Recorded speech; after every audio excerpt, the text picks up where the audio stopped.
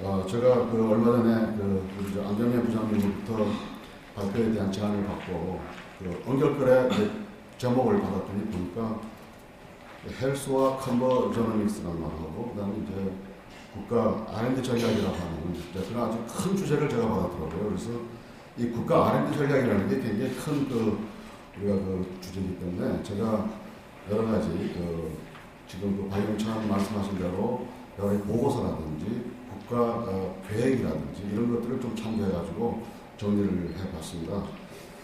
그래서 컨버저너믹스란 말 자체가 굉장히 생소하긴 하지만 우리가 융합 경제라고 이제 번역을 합니다. 그래서 이런 부분에 대해서 저희들이 헬스에 대한 산업이 어떤 전략으로 우리가 발전을 할 것인가 하는 것에 대해서 말씀드리도록 하겠습니다.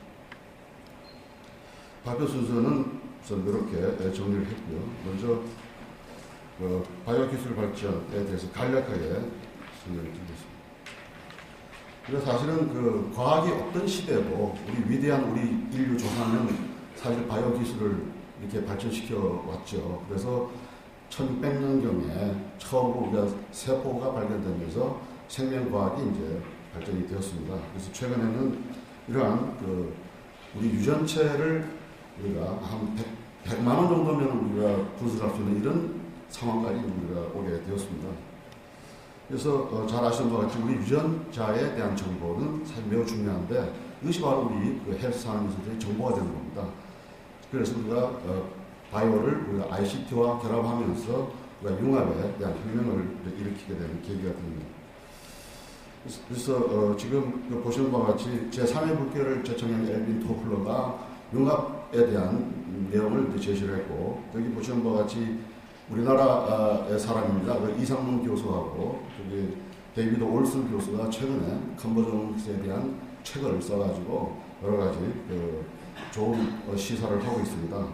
이런 상황에서 우리가 제4의 물결로서 우리가 이해되고 있는 융합경제사회가 도래하려고 생각하고 있습니다.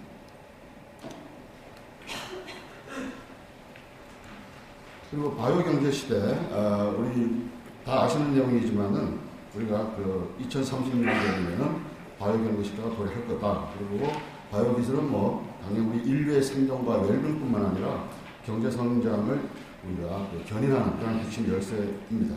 그래서 오늘 특히 이제 보건의료 쪽에, 헬스 쪽의 내용을 제가 말씀드리도록 하겠습니다. 먼저 융합이라고 하는 거, 여기서 키워드는 이제 시너지가 되겠고, 새로운 아이디어, 혁신적인 아이디어가 중요하겠죠. 그래서 고객에게 더 나은 경제적 가치를 제공하는 것이 융합의 과정이다. 이렇게 얘기를 하고 있고. 그리고 이제 우리 17세기의 아이작 뉴턴이라는 사람이 난쟁이가 거인의 어깨에 올라선다면 거인보다 더 멀리 볼 수 있다는 얘기를 했습니다. 이것이 오늘날의 우리가 융합에 대한 생각을 다시 하게 되지 않았나 하는 생각이 들고요. 융합경제라고 하는 정의는 이러한 새로운 가치를 창출하는 혁명적인 환경 또는 혁신적인 접근 방식으로 우리가 정의할 수 있습니다. 그래서 우리가 융합혁명을 통해서 우리가 사람들의 삶과 행동 방식이 이제 달라지고 기업의 가치 창출 방식이 달라지는 이제 이런 형태가 될 거고, 정부 입장에서는 우리가 대국민에 대한 봉사 방식이 달라지는 이런 형태가 될 거라고 생각하고 있습니다. 그래서 우리 갤럽의 회장이신 제임스 클리톤이라는 사람은 우리가 융합 자체보다는 융합을 우리가 어떻게 활용하고 그 가능성, 그 중요성에 대해서 더 주목해야 된다 이렇게 얘기를 하고 있습니다. 결국 활용성에 대해서 우리가 방점을 두고 있는 거죠. 바이오기술의 융합과 변신, 이런 걸 잘 아시는 내용이고, 그래서 헬스케어 3.0에 대한 내용이 여기에 제가 정리를 해드렸습니다. 그래서 여러 가지 우리가 변신을 할 수 있고 여러 가지 응용이 가능하다는 그런 내용이 되겠고요. 그 다음에 이제 우리 헬스 스파 원격 진료 하나 예를 들면 우리가 이제 앞으로 의사들이 할 수 있는 그런 진단이랄지 또는 우리의 여러 의료인들이 할 수 있는 그런 내용들을 우리가 스스로 우리가 소비자 중심적으로 우리가 할 수 있는 시대가 온다 이런 얘기, 이미 왔다 이런 얘기죠. 그래서 우리가 의사가 진단할 수 있는 그 정확성이라든지 또는 어떤 정교함 이런 것보다도 훨씬 더 정확한 통합 프로그램이 빅데이터로부터 만들어진다는 거죠. 이제 그런 측면에서 우리가 앞으로 의사의 위치까지도 축소할 수 있는 이런 상황까지 될 수가 있다는 겁니다. 그래서 우리가 빅데이터에 대한 활용은 무궁무진하다 이렇게 이제 볼 수가 있는 거죠. 우리가 제약산업 또 우리가 건강의료 서비스 산업에 국가적인 공헌이라 그러면 저는 세 가지로 이제 요약할 수가 있겠습니다. 그래서 하나는 우리가 삶의 질을 향상하고 또 하나는 풍요를 가져다 주는 건데 건강과 안심사에 대한 실현 그리고 경제성장의 견인차로서의 우리 헬스 산업을 생각할 수 있겠고 또한 우리가 연구 개발을 통해 가지고 우리가 우리가 연관 학문이랄지 또는 타 산업에 대한 파급 효과가 매우 큰 그런 어떤 효과를 가져온다라고 생각하고 있습니다. 국내 현황입니다. 우리 뭐 다 아시는 내용에서 넘어가도록 하고요. 우선 미국이나 또는 유럽이나 또는 일본, 그다음에 중국 같은 이 큰 나라들이 지금 바이오에 대한 여러 가지 어떤 아주 열정적인 투자를 많이 하고 있고 또 굉장히 정교한 조직으로 하고 있습니다. 자, 이런 부분을 제가 말씀드리고 그리고 우리나라인 경우도 뭐 아시는 바와 같이 생명과학 육성법이 1983년도에 이제 있었는데 본격적인 바이오에 대한 투자는 사실은 2000년도부터 시작했다고 봅니다. 그러다 보면 우리가 바이오에 대한 투자가 역사적으로 굉장히 일천합니다만 우리가 많은 어떤 진전을 이루었다 이렇게 이제 생각이 됩니다. 그리고 이제 각 부처마다 여러 가지 이제 새로운 정부에서 우리가 바이오에 관한 여러 가지 정책들을 내놓고 있습니다. 참고해 주시기 바라고요. 그리고 이제 최근에 여기 보시면은 이제 우리 바이오 쪽은 벤처기업 위주로 많이 되어 있었습니다만 최근에 다행스럽게도 우리가 삼성이라든지 SK라든지 LG와 같은 큰 대기업들이 바이오에 상당한 관심을 가지고 있고 투자를 많이 하고 있습니다. 이런 측면은 매우 바람직한 그런 방향이라고 생각하고 있습니다. 자, 그래서 이제 우리 국가의 R&D 투자 현황을 좀 간단히 살펴보면 우리 바이오 분야에 대한 국가 R&D 전체는 약 한 4.8조 원 정도, 한 5조 원 정도 됩니다. 이 중에서 우리가 정부의 R&D가 3.2조 원 정도 되고, 그 다음에 이제 민간 R&D가 1.6조 원 정도 됩니다. 그 얘기는 뭔가 하면은 정부 R&D가 민간 R&D보다 2배 정도 많다는 거죠, 오히려. 그런데 우리 IT 분야를 보면은 실제적으로 민간 분야가 정부보다 7배나 많습니다. 그래서 IT 분야와 바이오 분야에 대한 이 투자에 대한 포트폴리오 자체가 많이 다릅니다. 이런 부분을 우리가 어떻게 하면은 극복을 할 것인가 하는 그런 고민을 하게 되는데 아까 말씀드린 대로 이러한 대기업들이 많이 투자하고 있는 면은 상당히 다양스럽게 생각하고 있습니다. 그리고 우리가 과학기술에 대한 국민이 기대하는 바를 좀 잠깐 보면요. 여기 보시면은 2012년도에 키스텝에서 설문조사를 통해서 얻은 내용인데 보시면은 건강의료에 대한 기대가 가장 큽니다. 54%입니다. 그 다음에 우리가 환경보호가 14.2%, 그 다음에 주거에 대한 기대가 14%, 그 다음에 경제성장에 대한 기대가 오히려 상당히 작습니다. 10% 이하가 되고 안전에 대한 기대도 있습니다. 그래서 이런 우리가 국민들의 기대를 잘 파악을 해갖고 우리가 국가적인 R&D 방향을 정해야 되지 않겠는가 이렇게 생각하고 있습니다. 그 다음에 이제 정부 R&D를 두 가지 큰 측면으로 나눠볼 때에 하나는 이제 산업 발전 목적이 있는 거고 또 하나는 우리가 공공복지의 목적이 있습니다. 그래서 우리가 미국 같은 경우는 산업 발전을 100으로 봤을 때에 공공복지에 대한 투자가 500입니다. 거의 5배나 많습니다. 그런데 불구하고 우리 한국은 산업 발전을 100으로 봤을 때 공공복지의 비율이 27.9밖에 되지 않습니다. 굉장히 작습니다. 이런 부분은 우리가 물론 이제 R&D에 대한 역사가 일천하긴 하지만 우리가 국민들에 대한 기대도 그렇고 우리가 선진국의 예를 보더라도 공공복지 쪽의 투자가 대폭적으로 확대돼야 된다고 생각을 하고 있습니다. 그런 측면에서 밑에 보시는 바와 같이 이런 헬스 의료라든지 환경보호, 재안전 이런 것에 많은 투자가 이루어져야 된다고 생각하고 있습니다. 우리 내년도에 정부 R&D에 대한 예산 규모가 정해졌습니다. 지금 국회에 올라가 있는데 거의 통과되리라고 생각하고 있습니다. 지금 15년 뒤에 정부 전체 R&D는 18조 원 8천억 정도 됩니다. 그래서 지금 거의 한 20조 정도에 달하고 있는데요. 정부 R&D를 일로 봤을 때 민간 R&D가 3배나 많기 때문에 우리나라 전체의 R&D는 아마 80조 원 정도에 육박하지 않을까 이렇게 생각을 하고 있습니다. 그리고 이제 주요 R&D는 우리가 전년 대비 5.4% 해가지고 12조 7천억 정도, 일반 대비는 우리가 6조 원 정도 됩니다. 그래서 2대1 정도의 그런 내용이 되겠습니다. 네. 그리고 우리가 생명복지 분야의 R&D는 전체 R&D의 16.7% 정도 이렇게 됩니다. 그리고 15년도 정부 주요 R&D는 이제 오른쪽에 정리가 됐습니다만은 5년 이상 중장기 대형 미래 성장 동력 창출, 기초과학 분야, 유사 중복 과제들, 연구시설 장비 이런 것을 말하는 겁니다. 이것이 우리 전체 정부 R&D의 3분의 1을 차지하는데 이렇게 이제 여러 부처들의 매년의 그 예산이, 정부 R&D 예산이 정리가 되어 있습니다. 국가 헬스 R&D 전략에 대해서 간단하게 설명을 드리겠습니다. 우선 작년 7월달부터 사실 이제 올해 5월달까지 약 한 10개월 동안 정말로 아주 방대한 작업을 했습니다. 그래갖고 우리가 그 전략 로드맵 위원회 15개 부처가 추천을 했고 산학년을 고려해서 총 200여 명이 참여한 아주 대대적인 작업을 했습니다. 그래갖고 우리가 추진단의 그 민경찬 교수님이 이제 위원장으로 하여가지고 우리 한 10개월 동안 많은 이제 그 고민을 하고 여러 가지 그 방안을 만들었습니다. 여기 보시면 이제 우리 매년 우리 정부의 R&D에 대해서 방향을 정하고 그 방향에 따라서 부처가 예산을 가지고 오고 그 예산을 가져온 예산을 국가과학기술심의회에서 예산을 배분하고 조정을 합니다. 이런 측면에서 이러한 그 전략 로드맵은 그러한 부처들의 어떤 그 가이드라인으로 활용이 되고 여러 가지 어떤 투자 효율성을 제고하는 데 기여를 할 거라고 생각합니다. 그래서 오늘 헬스에 관한 얘기를 이 전략 로드맵의 내용을 약간 제가 소개를 해드리도록 하겠습니다. 실제적으로 우리가 국가 전략 기술이 120개를 이미 선정을 했고 그 중에서 전략적 중요도와 그 다음에 이제 범부처 협력 필요성을 바탕으로 해갖고 우리가 그 5대 분야 30개 기술을 도출했습니다.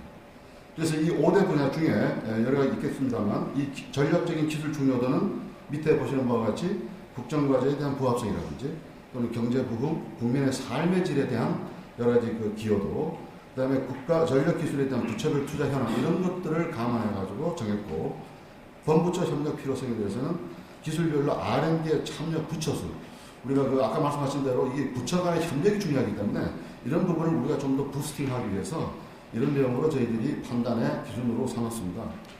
실제적으로 5대 분야는 여기에 나열되어 있고 우리가 오늘 헬스 산업은 주로 건강장수 시대 구현이라고 하는 그 분야에 집중되어 있습니다.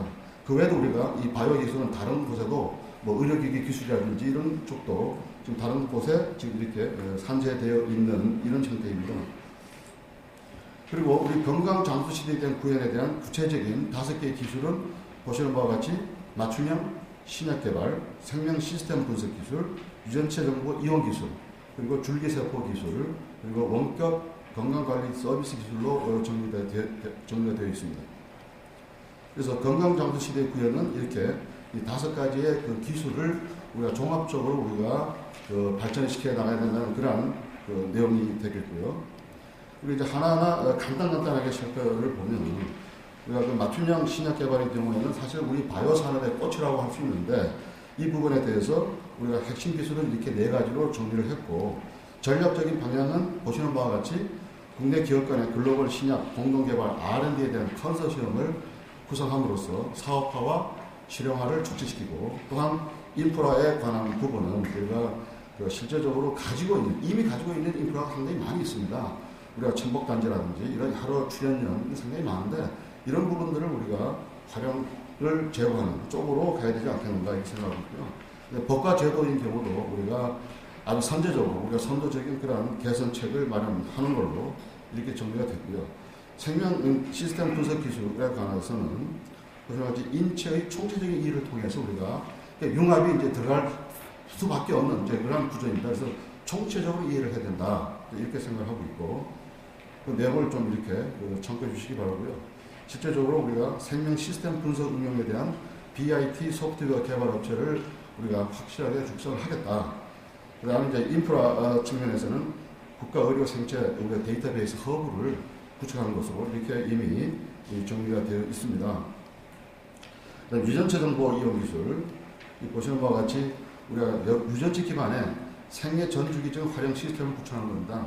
우리가 그 분석 기술이 워낙 발달해가지고 우리가 개인 맞춤형의 어떤 의료가 가능하게 된 그 이유인데 이런 부분에서 유전체 정보는 산업 정보이기 때문에 이것을 활용하는 쪽으로 저희들이 정리를 했습니다.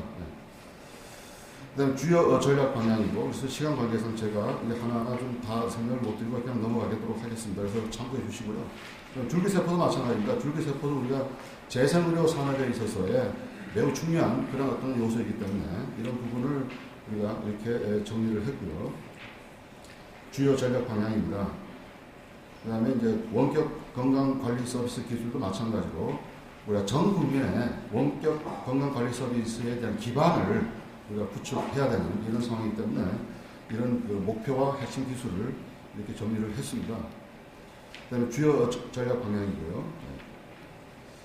그리고 이제 이런 그 전략 로드맵에 대해서 여러분들이 그 내용, 제가 이렇게 드린 그런 내용들을 참고해 주시기를 부탁드리고, 그 다음에 이제 하나는 그 우리가 그 키스텝에 그 최근에 작년에 그 100세 시대 헬스케어 대응이라고 하는 아주 방대한 보고서가 이제 소개가 됐습니다. 그래서 발표가 됐고, 이 부분을 제가 간단하게 제가 정리한 내용을 소개를 해드리겠습니다. 그러니까 미래 예측 본부에서 만든 그 아주 방대한 그 보고서입니다.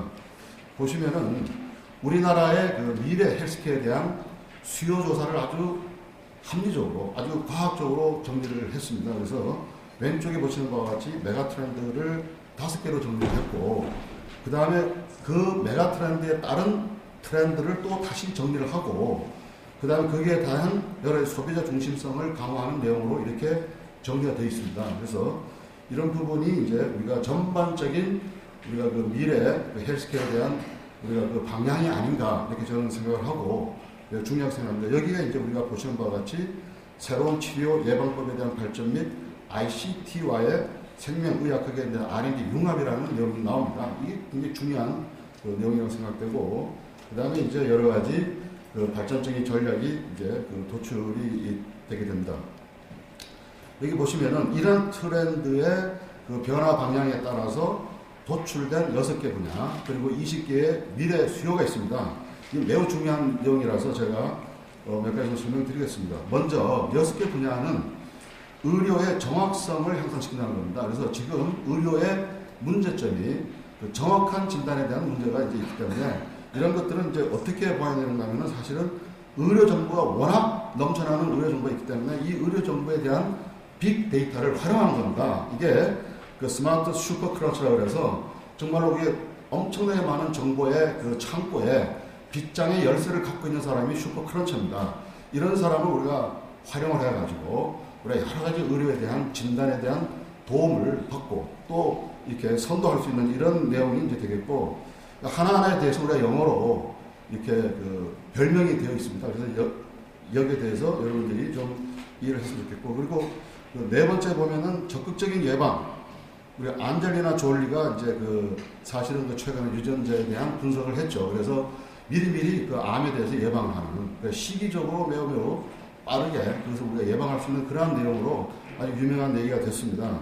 그 외에도 우리가 신종 전염병이라든지 재해재난에 대해서 신속하게 대응할 수 있는 그런 우리가 그 거기 보시면은 그 패스트 건맨이라고 그래갖고 이런 별명들을 하나 붙여가지고 이렇게 정리를 했습니다. 그래서 여러분들이 잘 한번 그 숙지해 주시면 좋겠습니다.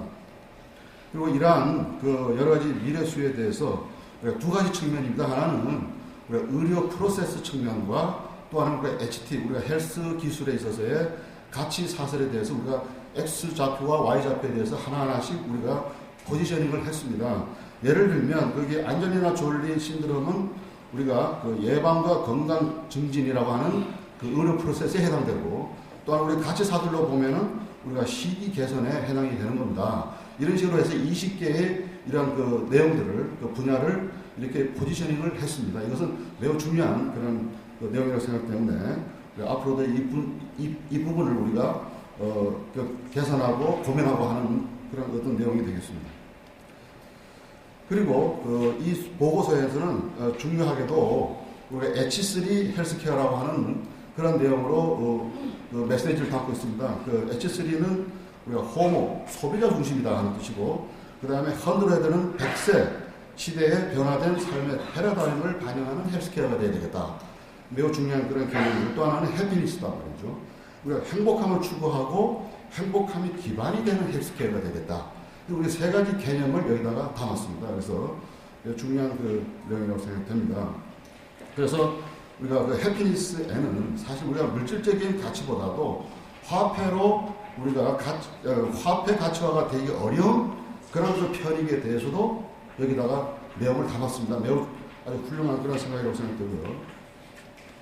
그 다음에 이러한 것들이 이제 만약에 이제 성공이 된다 그러면 적어도 2035년에는 이런 그 H3, H큐빅이라고 그러죠. H큐빅의 헬스케어 시스템이 이제 실현화가 된다는 겁니다. 이런 식으로. 그래서 우리가 방향은 이런 방향으로 가야 되겠다. 그래서 우리가 삶의 질이 높아지고 하는 방향으로 갈 겁니다. 그래서 제가 시간 관계상 결론만 제가 좀 말씀드리겠습니다. 네. 우리가 창조적 파괴, 이 창조적 파괴는 사실은 기존의 어떤 그 고정관념을 깬다는 의미에서 우리가 창조적인 파괴라고 하는 거고, 우리가 슈페트가 이런 얘기를 했죠. 그 다음 우리가 여러 가지 생각들, 그 다음에 아이디어 이런 것들을 조합을 해야 되겠다. 그러면서 우리가 창의적이면서 혁신적인 아이디어가 도출돼야 되겠다는 거고, 이러한 내용을 통해서 우리가 상이한 개념과 물건 간의 결합이 일어나고 여기서 우리가 시너지가 생기는 겁니다. 그리고 여기서 메타융합이라고 하는 것은 융합과 융합이 다시 융합되는 걸 우리는 메타융합이라고 얘기합니다. 매우 중요한 개념이라고 생각되고요. 그 다음에 제가 오늘 그 HIT에 대한 얘기를 하면 우리가 HT라고 하는 이 기술이 IT라고 하는 어떤 기술하고 잘만 융합이 된다 그러면은 사실은 히트 제품과 히트 서비스가 나오지 않겠는가. 막 그런 측면에서 저는 HIT가 융합이 돼서 히트가 됐으면 좋겠다. 히트 서비스, 히트 제품, 히트 디바이스, 또는 히트 시스템, 또는 우리가 히트 공정, 이런 것들이 이제 나올 수가 있는 그런 부분을 우리가 히트로서 우리가 개념화하자는 겁니다. 그런 측면에서 우리가 히트를 얘기한다 그러면 히트가 곱해지면 아까 H3에서 H4가 되는 거죠. 그래서 우리는 더블 스퀘어의 H를 우리가 앞으로 추구해 나가자 하는 그런 걸 제가 드립니다. 우리가 기존 성과들이 많이 있습니다. 우리가 융합이라고 하는 것은 사실은 우리가 있는 성과를 다시 조합을 하면서 새로운 아이디어를 내는 거기 때문에 사실 우리가 주의해야 될 것은 기존 성과를 제대로 들여다봐야 됩니다. 우리가 지금까지 해온, 뭐 짧게는 하지만은 사실은 많은 성과들이 갖고 있습니다. 이 성과들이 사실 숲속에서 잠자는 미녀가 될 수가 있는 겁니다.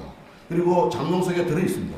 이런 것들을 끄집어내는 일이 매우 중요하다고 생각합니다. 물론 새롭게 창출하는 것도 중요하지만은 이런 식으로 우리가 기존 성과, 예를 들면 지식이나 기술이나 제품, 서비스, IP 여기다 저 하나 더 얘기한다 그러면은 계획서라든지 보고서라든지 또는 전략 로드맵 이런 것들이 다 널려 있거든요. 이런 것들을 우리가 가지고 다시 한번 들여다보고 활용하는 그런 자세가 필요하고요.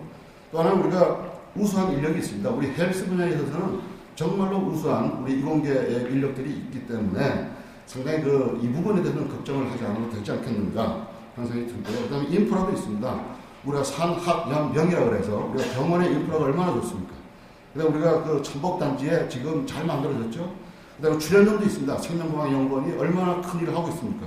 이런 그 출연연이 있고 또 여러 가지 우리가 신약이든 뭐 여러 가지 우리가 그 관련 기관들이 있습니다. CRO도 있고 CMO도 있고 이런 것들이 이제 있고요. 그 다음에 또 하나 우리가 인허가 우리가 지금 식약청렴주에 계시지만 이게 식약처에서 인허가에 대한 여러 가지 개선책을 많이 하고 있습니다. 그리고 금융, 세제, 그 다음에 약가에 대한 가격 제도 이런 것도 우리가 좀 선제적으로 앞으로 해야 되지 않겠는가. 그래서 우리가 이 산업 생태계를 우리가 제대로 하는 것 이것이 이제 매우 중요하고 또 하나 기업의 그 투자 의욕과 이제 협력 의지인데 사실 이제 기업들은 이게 생태계만 매일 이렇게 탓할 것이 아니라 사실 그 기업주가 정말 우리 대표 또는 사장들이 정말로 절절하게 뛰어다녀야 되는 겁니다. 네? 정말로 절절하게 뛰어다니면서 정말로 필요한 게 뭐냐? 절실함이 중요하다고 생각합니다. 저는. 우리가 회사가 망해도 본인은 살 수 있는 이런 구조가 됐으면 안 되고요. 우리가 정말로 회사에 어떤 사명감을 가지고 우리가 뛰어다녀야 된다 하는 얘기를 제가 말씀드리고요. 또 하나는 우리가 신뢰 기반의 소통과 협력 정신이 중요합니다. 그래서 제가 밑에서 다시 한번 말씀드리도록 하겠습니다. 그리고 인문사회학과에 대응합니다. 그래서 우리가 스티브 잡스가 소크라테스하고 점심을 한번 한다면 원이 없겠다 이런 말씀을 했죠. 우리가 이 헬스 산업도 결국 상상력을 우리가 바탕으로 해야 되는데 인문학자와 그 다음에 사회학자 이런 사람들하고 소통을 많이 해야 된다고 저는 생각하고요. 그 다음에 정부에서도 정말로 우리 바른 정책을 갖고 추진하지만은 정말 해안 있는 바른 정책을 위해서는 많은 연구와 공부를 해야 되지 않겠는가 하는 생각이 듭니다. 그래서 제가 이 신뢰 기반의 그 소통과 협력 정신을 다시 한번 말씀드리면은 우리가 이런 겁니다. 우리 성경 전도서에 하늘 아래 새 것은 없다고 그랬습니다.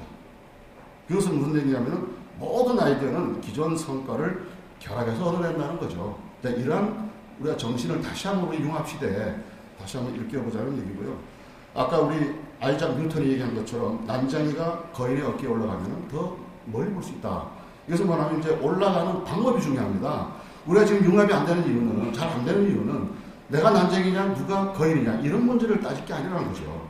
서로 우리가 난쟁이와 거인을 서로 따지지 말고 정말로 우리가 그 방법론에 대해서 합리적으로 생각하고 융합을 할 필요가 있다는 겁니다.